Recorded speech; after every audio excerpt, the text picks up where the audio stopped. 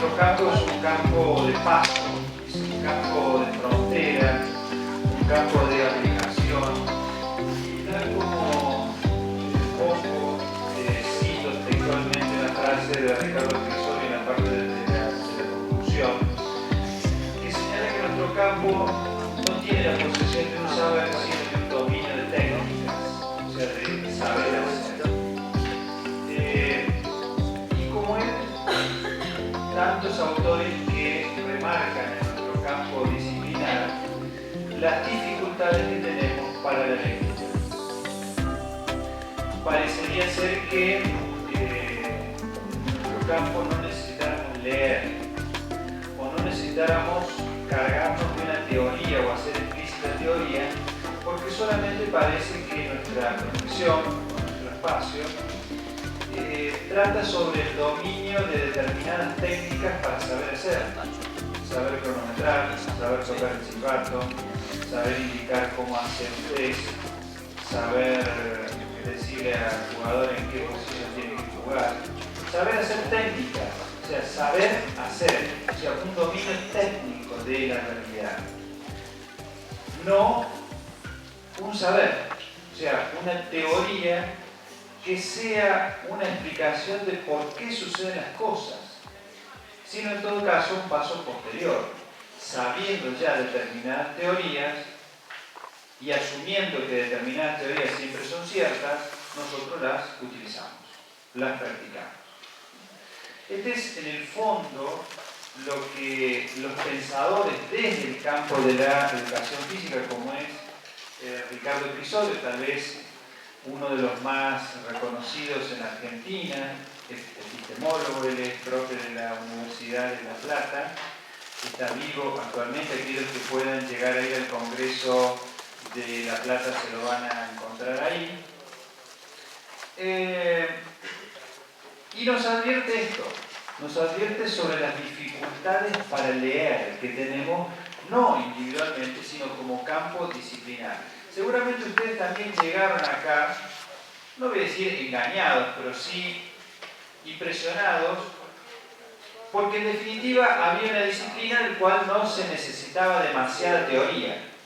Es decir, bueno, a ver, uno piensa, abogacía, tenés que estudiarte el Código de Derecho Civil, el Código Comercial y todos códigos, y tenés que aprenderte de memoria artículos, leyes, teoría.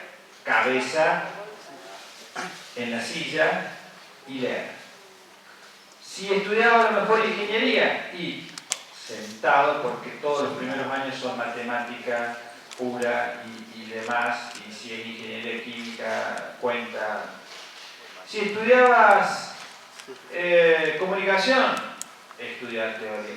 Y parecería que anda volando como en el ambiente unas moléculas que nos hacen creer que en este campo disciplinar el conocimiento teórico, o sea, la teoría, la búsqueda de una teoría sobre el porqué de las cosas, no es que no tuviera, pero como que si no está, no importa.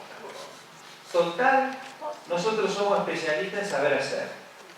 A nosotros se nos llama cuando los chicos no se quieren mover, cuando los chicos están aburridos, un poco más de la cuestión de un artista circense, digamos, una cuestión más de agentes profesionales que cuando alguien le dice vayan a hacer algo, nosotros somos muy eficientes en hacer cosas. Y bueno, esto es un problema porque si es verdad lo que señala Ricardo Crisoli en cuanto a las causas de la crisis de identidad de la educación física, o sea, acá vamos a ver en definitiva como tres grandes posturas. La postura de Parlevas, que fue la que estuvimos viendo en clases pasadas, que él indica que las causas de la crisis de identidad de la educación física, que lo llevó puntualmente a intentar diseñar una nueva disciplina, la praxeología, tenían que ver en parte con esta juxtaposición de conocimientos. O sea, se había creado una ciencia juntando conocimientos de dos lados. él hizo su apuesta puntualmente con la praxeología. Hoy vemos el tono bastante parecido, que Ricardo Crisorio dice más o menos lo mismo, pero profundizándolo más. Dice, el gran problema de la crisis de identidad de educación física tiene que ver, en principio lo que vemos, con una gran dispersión de las prácticas. Primer subtítulo del trabajo, segundo, la dispersión de las prácticas como causa de problemas de identidad.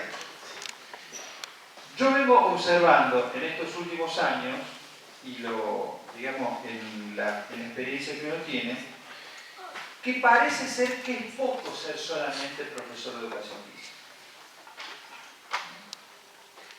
Es raro, porque en general, si uno estudia matemática, por ejemplo, o agronomía o veterinaria, en realidad uno empieza estudiando agronomía o veterinaria y después no estudia normalmente, digamos, uno no ve a los estudiantes que después de estudiar la carrera de agronomía pasan a estudiar contabilidad. O estudian, no sé, ingeniería y después pasan a estudiar, se reciben de ingeniero y después pasan a estudiar historia. Sin embargo, en nuestro campo parece que un estudiante se recibe de profesor de educación física o de licenciado y después tiene que entrar a incursionar en toda otra serie de carreras. En los últimos años, psicomotricidad, kinesiología, historia, ciencias sociales, abogacía. Bueno, tenemos toda una variante de estudios que en definitiva muestran una gran dispersión de las prácticas. Luego, si nosotros leemos el artículo, vemos que tenemos agentes o profesionales de nuestro campo trabajando en diversísimos lugares. A ver, díganme ustedes en dónde se imaginan estar trabajando o en dónde encontraron profesores de educación física trabajando. Díganme. Sí. En el hipódromo de Palermo. En el hipódromo, preparación física de caballo. Preparación física para caballo.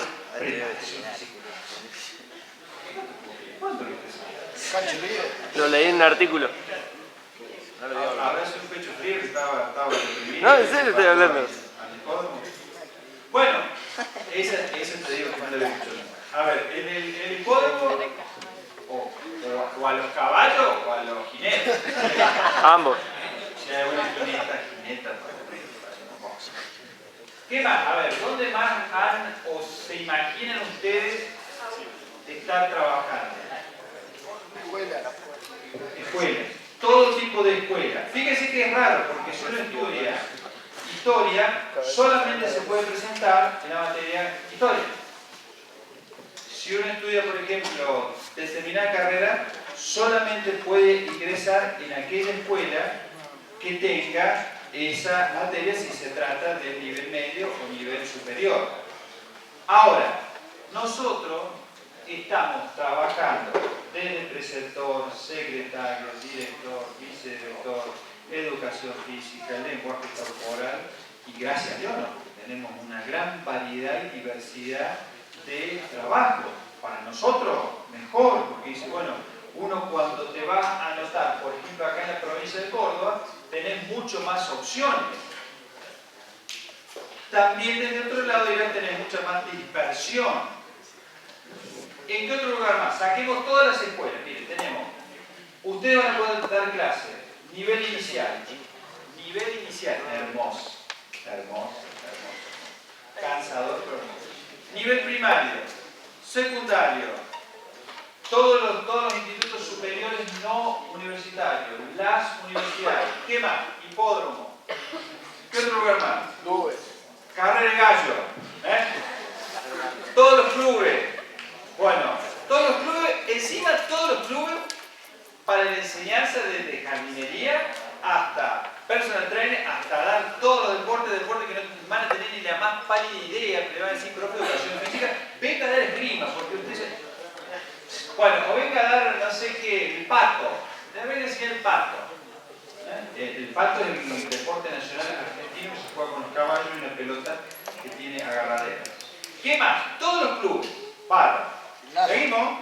Gimnasio. Mire, el gran mundo de los gimnasios.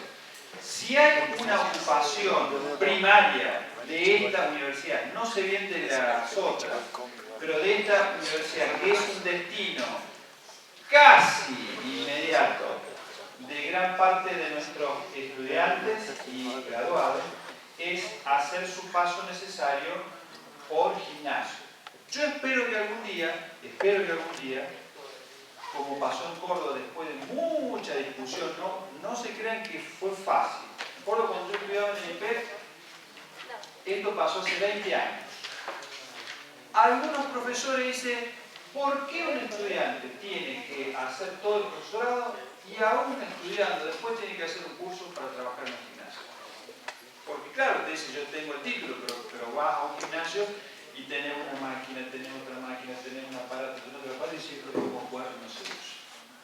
Entonces te van a contratar y te dice, ¿usted sabe usar el SP4XOUAHO? Y vos te quedás así y decís, ¿puedo aprender? Chao, dijeron. ¿Qué hicieron en Córdoba cuando vieron esta característica que yo me acuerdo del debate que duró no un día ni un mes, duró varios años, como 2 o 3 años, a ver si era conveniente en el IPEF armar un gimnasio.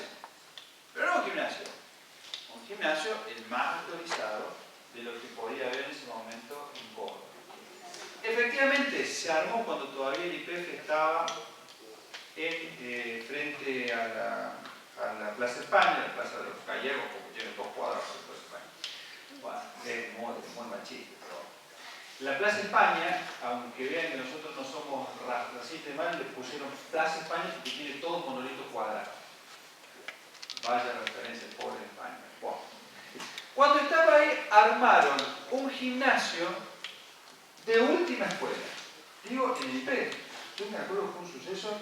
Se habían traído las primeras máquinas que eran ya con las computadoras y todo, para que los estudiantes pudieran tener la experiencia de lo que significaba el manejo de las máquinas y no tuvieran que pagar después cursos que los dan los mismos gimnasios, que son pagos, muy bien pagos, para aprender al menos el nombre y las características de las máquinas. ¿A qué quería decirle? Y vamos con el gimnasio. Miren, lo que se debate es si específicamente ustedes, que en gran parte van a empezar a trabajar muchos en los gimnasios, si desde la formación uno se puede hacer el desentendido o si puede asumir la demanda y el problema, tendrá que decir, bueno, vamos al menos a darle una idea de lo que se trabaja en un gimnasio. Acá ustedes no van a tener ninguna materia, hasta ahora, que trate sobre la utilización de máquinas o sobre los gimnasios. Alguno puede decir, bueno, pero si damos eso sería someternos a las leyes del mercado. Bueno, esas eran las críticas que había en ese momento. Porque seguramente que después va a salir otra moda que sea, no sé, mejorar la genética de los perros galgos para las carreras y nosotros vamos a tener que dar acá en el profesorado cómo entrenar a los perros galgos. Es posible. No son críticas suaves. Lo que sí, indudablemente... Él preguntó dónde escribieron un profe de educación física en un lugar raro. ¿Por qué? Porque cuando vos tenés que la gran mayoría de los estudiantes circula por los gimnasios, y bueno, eso no es un sueño, una utopía o una pesadilla, es una realidad. Uno tiene que intervenir sobre la realidad. Por eso, esto fue lo que pasó en Córdoba. ¿Preguntas? ¿Al respecto? Bueno. ¿Qué otro lugar más se imaginan dando las prácticas? O estando trabajando. Las piletas. ¡Qué hermoso tema! Acá hemos tenido alumnos de licenciatura que se han ido, y no sé ahora todavía, pero en un tiempo cuando acá estábamos muy feos, se iban a trabajar muchos ¿cómo eras? De guardavida y demás a piletas de España. Varios. Y varios años. fue una salida interesante que le permitió a muchos poder viajar, poder conocer. ¿Y por qué? Porque el título de la licenciatura los habilitaba, no tenía que hacer ningún paso. Ustedes saben que el título de la licenciatura de la universidad es validado y reconocido internacionalmente, por lo tanto no necesitaban hacer ninguna ni validación ni nada, así que entraban como con un caño, así como Benedetto entró así cerquita al área. Wow. Bien, pileta, todo lo que tiene que ver con pileta. Acá en Río Cuarto, bueno, todo lo que tiene que ver con el parque de la costa, todas las piletas privadas, ya sean las que funcionan en verano o durante todo el año. O sea, todo lo que tiene que ver con las actividades acuáticas. Tenemos muchos de nuestros estudiantes también que van a trabajar al complejo de embalse, otros a Coro, alumnos de acá que trabajan en los natatorios, fundamentalmente en la organización de todo lo que tiene que ver con las colonias de verano. Si uno ve desde diciembre hasta febrero la realidad de las piletas, se va a encontrar que hay más o menos un 90 y algo % de la gente que está, son todos profes y estudiantes de educación física. Ya sea en la pileta de la universidad o ya sea la pileta de todos los natatorios, que en la ciudad de Río Cuarto debe haber 50, ponele, 50.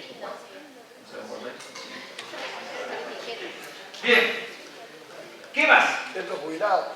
Centro jubilado, muy bien. Todo el trabajo con la tercera edad, con los viejitos, con los viejos, con los gerontes, que dicen algunos, todo el trabajo hermoso.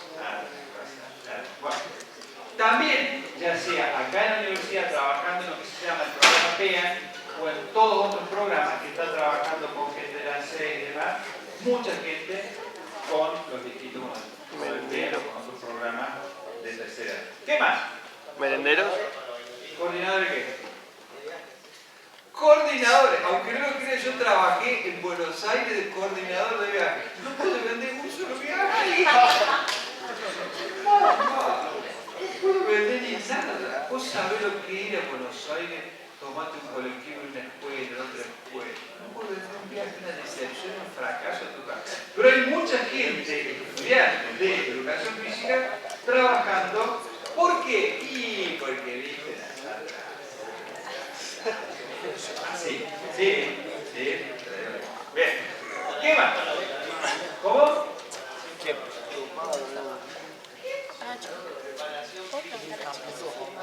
Prepara. A ver, contame cómo es. ¿Vos conocés a alguien trabajando? ¿Vos? ¿Y en dónde estás trabajando? Ah, mira vos. Bien. Pero más por tu conocimiento debe ser de folclore que de estudiantes de educación física. Sí, también, además. Más que nada por la parte física, como...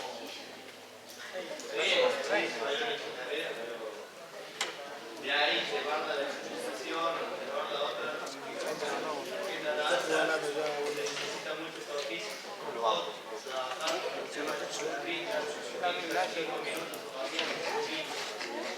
esa no la tenía, pero digamos, acrecienta la dispersión de la práctica, ¿no? Vemos lo que es la cantidad, la variación. ¿Qué más? A ver, sorprendámonos. ¿A dónde han visto trabajando? Escuelas especiales, claro, también escuelas. ¿Qué más?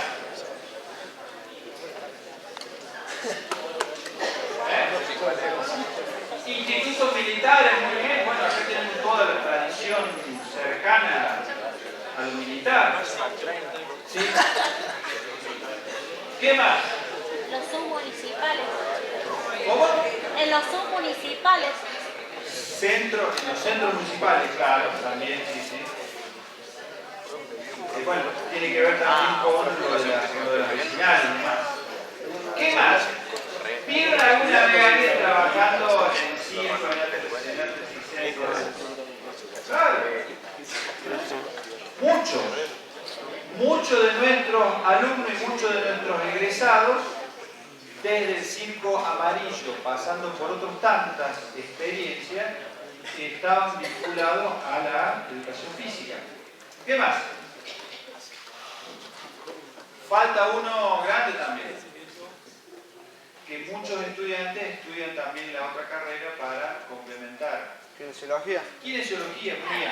Participación en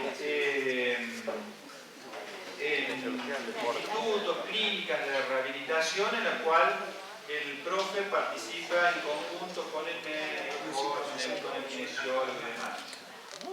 Bien. Bueno, y seguimos. Miren, de esto habla Crisolio cuando explica la dispersión de las prácticas.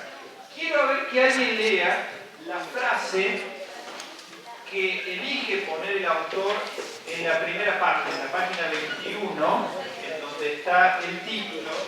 Quiero que alguien lea en voz alta la frasecita corta de Eduardo Galeano que figura ahí. En movimiento, en una identidad viva y creo mucho más en identidades elegidas que en identidades heredadas. Muy bien. Por supuesto que es lo que entienden por esa frase. El autor en todo caso habrá elegido ponerla en ese lugar. Todas estas son posibles preguntas de examen. Yo le puedo plantear, normalmente los exámenes contienen una frase que puede ser esta otra, y se les pone, explique esta frase en el contexto de Ricardo Crisolio. Repito toda la frase. Creo en una identidad en movimiento, en una identidad viva, y creo mucho más en las identidades elegidas que en las identidades heredadas. No, entonces ¿qué? ¿Creyente o no? Creyente, por supuesto que no dice nada, creyó, estamos diciendo específicamente si está haciendo mención a su acto de creencia. ¿En qué cree? A ver, está hablando sobre la identidad. Que el concepto de identidad se identifica con el concepto de cambio. ¿Y esto no te parece raro?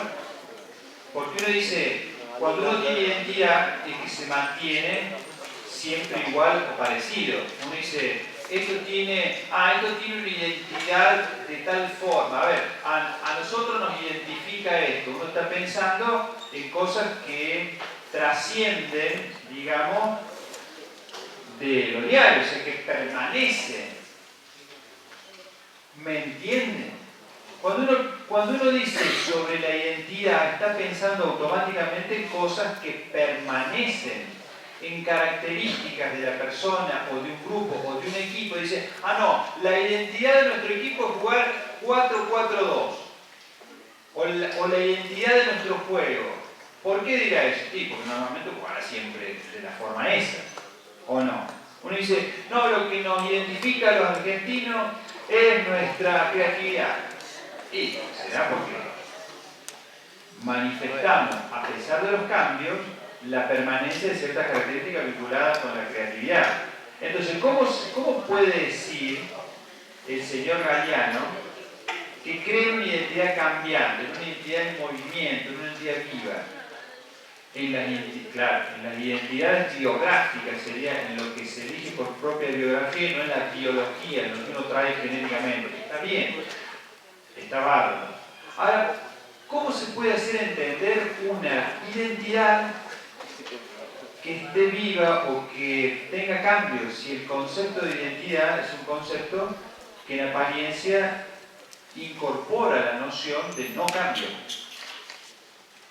¿Cómo se puede salvar, digamos, esta perspectiva o esta aparente contradicción? No es una contradicción, es una aparente contradicción.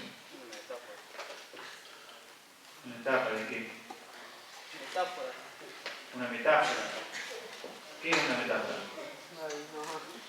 Sí, el calor del pleno invierno, por ejemplo. Se crea otro concepto diferente.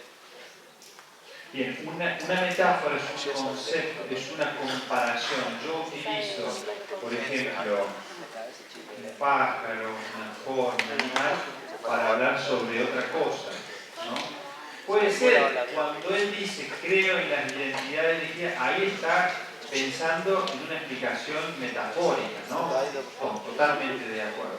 Pero a ver, volvamos a pensar en el concepto de identidad, porque el autor está trabajando, el título del artículo es Educación Física e Identidad, o sea, el concepto de identidad vinculado con la educación física. pone al principio esta frase como para despertarnos. Como dice, yo no estoy pensando en una identidad que sea cristalizada, que no cambie, que sea siempre la misma. Simplemente que él está hablando de un cambio permanente, ¿no? Si está pensando que hay muchas prácticas y además seguramente que si mañana sale, no sé, otra práctica diferente, deportiva o lúdica, lo más probable es que estemos nosotros también, ¿no? Y que esto sea parte de lo que él llama la dispersión de las prácticas. En vez de concentrarnos en un foco y poder profundizar y poder crear una teoría sobre el objeto ese del foco, nosotros estamos continuamente renovándonos con todas las novedades que aparecen en la cultura, ¿no? ¿Qué está diciendo? Pero fundamentalmente a lo que quería llegar es a esto. ¿Qué es lo que intenta señalar el autor en referencia a este concepto de identidad? A ver, muchas veces creemos que si nosotros nos juntamos siempre con los que piensan igual, con los que sienten igual que nosotros, ¿no? Con los que hablan más o menos igual que nosotros, con los que tienen los mismos hábitos más o menos que nosotros nos sentimos seguros y de alguna manera podemos profundizar nuestra identidad. Fíjense qué pasa cuando llega a un equipo, cuando llega a un grupo. Imagínense ustedes si llegara acá hoy, hubiera llegado una persona musulmana, por ejemplo, que viniera vestida con, digamos, con su vestimenta, ¿no? Con los, ¿cómo se llama? Con la ropa. La túnica que tiene un nombre, ¿no? Con el turbante y todo eso. ¡Guau! ¿Cómo nos sentiríamos nosotros? Pregunta incómoda. Si viniera algún integrante de, por ejemplo, la comunidad de los mapuches y, por ejemplo, que viniera todo tapado, ¿cómo se sentiría? Extraño. Raro. ¿Por qué? Porque lo diferente siempre nos causa miedo en un momento, inquietud, a que se vea alterada nuestra identidad. Piénsenlo en cuanto a algunos casos más duros. Por ejemplo, yo tengo un amigo a quien quiero mucho, tengo un hijo, un hermano, y este hermano se comienza a juntar con personajes no santos, que consumen, que no sé, que tienen otras cosas raras. ¿Y qué es lo que decimos? Che, cuidado, porque me parece que ese personaje te va a llevar por mal camino. Tu identidad, vos sos otra cosa, vos sos otra persona, no te metas con esa gente porque seguramente que te va a llevar por mal camino. ¿Qué está pensando ahí? Que está pensando que la persona tiene una identidad y que seguramente si entra en contacto con otra gente que no tiene esas características culturales o ese tipo de identidad, seguramente que va a perder lo que tiene de suyo o de propio. Seguramente que va a perder lo que tiene de suyo o de propio. A esto iba con el concepto de identidad. Crisorio y otros tantos pensadores y también Crisorio, creen que si nosotros no estamos con personas diferentes, no logramos mantener lo que es propio nuestro o nuestra identidad. Si nosotros estamos siempre con los mismos que piensan lo mismo, que sienten lo mismo, que se hablan lo mismo, y no nos abrimos a otro tipo de lectura, a otro tipo de palabras, a otro tipo de costumbres, no solamente vamos a seguir achatados pensando siempre lo mismo, sin aprender, sino que además no vamos a lograr descubrir ni quién somos. Y acá se reactiva algunos viejos conceptos o algunas viejas frases de pensadores antiguos que decían que solamente viajando y conociendo otras culturas, otras lenguas, otros países, uno aprende a valorar lo propio. Yo me acuerdo, recién empecé a sentir de una manera diferente el himno nacional y la bandera cuando estuve en otro país. me tocó estar en un torneo y me tocó ver, dentro de otras tantas banderas, cuando izan a la bandera argentina y cuando sonaba el himno izando la bandera. Nunca había percibido, había tenido la experiencia de descubrir mi identidad que estando en otro país, con otra gente, escuchando estos signos patrios. A eso se refiere Crisólio con creo en una identidad cambiante, en una identidad en movimiento, en una identidad que no siempre es exactamente igual, sino que necesita de los diferentes y de la diferencia. Bien. Acá, en el punto 1, la pregunta por el objeto de estudio como vía de acceso a la identidad está hablando sobre las características que debe tener el objeto de una disciplina para convertirse en una ciencia. Segundo subtítulo: la dispersión de las prácticas como causa del problema de identidad. Está sometiendo esta hipótesis que hablábamos recién. Hay una gran dispersión de la práctica. Tercero, a ver. Este título y este título son bastante parecidos. Trabaja la cuestión del saber científico como fuente de acceso a la verdad, que ya lo habíamos visto en parte de Pablo Mendoza. Bien, llegamos acá. Si ustedes miran y abren, en el punto 5 dice conclusiones. Esto forma parte casi siempre de preguntas de examen. ¿Cuál es para Ricardo Crisólio, más o menos así? ¿Cuál es para Ricardo Crisólio la causa de la crisis de identidad de la educación física? Está puesta en la guía de preguntas, pero en general forma parte, y cuando nos encontremos los exámenes van a decir que usted lo había dicho, y seguro que van a llegar y lo van a hacer. Lo que habría que decir acá sería algo como esto. Ricardo Crisólio advierte en un primer momento que la gran dispersión de la práctica genera una crisis. ¿Por qué? Y porque quien mucho abarca, poco aprieta, decía una amiga de wow. Si uno abarca mucho, aprieta poco. Y el objeto tuyo se te diluye porque están tantas cosas que al final no sabes en qué me enfrentar. Pero Ricardo Crisólio dice que en realidad la dispersión de la práctica es posterior, que hay un problema anterior que él lo llama el concepto de alienación al discurso de las ciencias biomédicas. Entonces, causas de la crisis de identidad para Ricardo Crisólio, él acuña, no el defensor nuestro, sino graba una frase que dice: la causa de la crisis de identidad está con la alienación del discurso de la educación física de los teóricos, nosotros, los profes, de ustedes, del discurso de la educación física al discurso de las ciencias modernas, particularmente de las ciencias biomédicas. Y acá tendríamos que decir qué significa el concepto de alienación. ¿Algunos saben qué significa el concepto de alienación?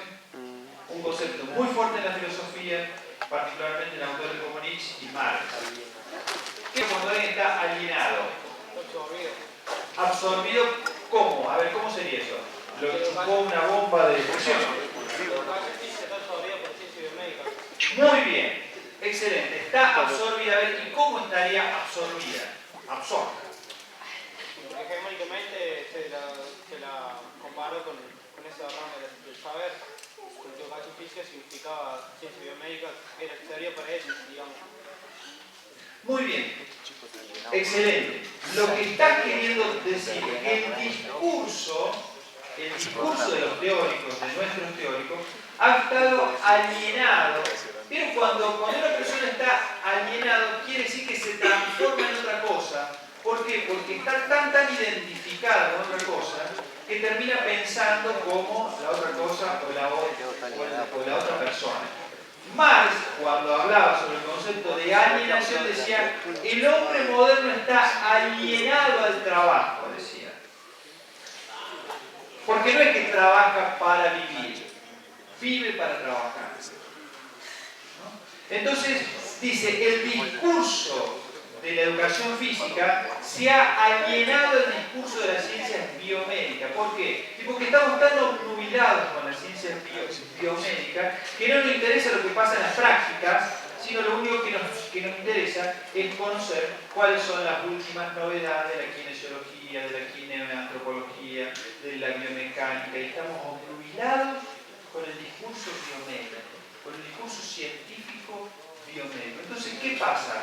Pasamos a tener otra personalidad. Ya no tenemos la personalidad de la educación física, sino que en el fondo estamos aspirando a tener la personalidad de un biomédico, de la altar, de todas estas cosas incluidas. Bien. Entonces dice que a partir de esto, ahí sí es donde se origina la diversificación de las prácticas. Entonces él dice que no es un problema de la dispersión, es un defecto de identidad. Nosotros tenemos un problema de identidad, un defecto, dice, que nos encanta ser quienes no somos. Nos encanta tener en la cabeza palabras, discursos que son de otros campos. Y dice, lo más lógico ahí hubiera sido estudiar medicina, no educación física. Lamentablemente, si hubiéramos estudiado medicina, hubiéramos tenido que estudiar, además de 7 años, en el primer año solamente 15.000 conceptos nuevos y pasarnos todos los días aproximadamente de 10 a 12 a 14 horas sentados